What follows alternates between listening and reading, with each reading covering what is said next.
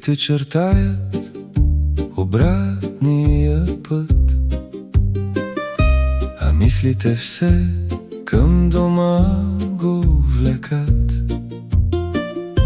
Мрежата тегли, моторът ръмжи, улова тежък на борда лежи. В ума му е нейното нежно лице, което го чака със свито сърце. Децата навярно заспали са там, а той сред вълните останал е сам.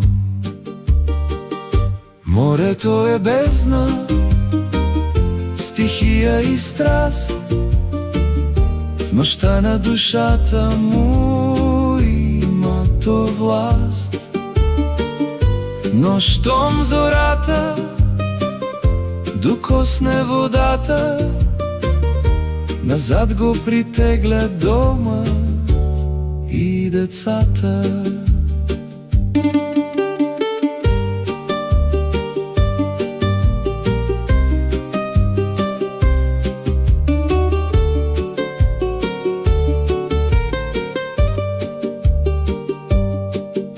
Далеч се събужда познатият бряг,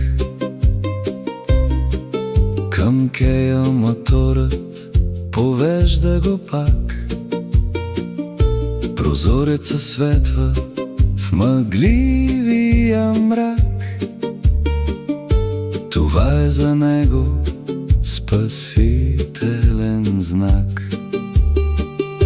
Морето е бездна, стихия и страст, в нощта на душата му има то власт. Но щом зората докосне водата, назад го притегля домът и децата. Солените устни намират покой, в прегръдката нейна завръща се той. Морето остава зад родния прак, до утре, когато ще тръгне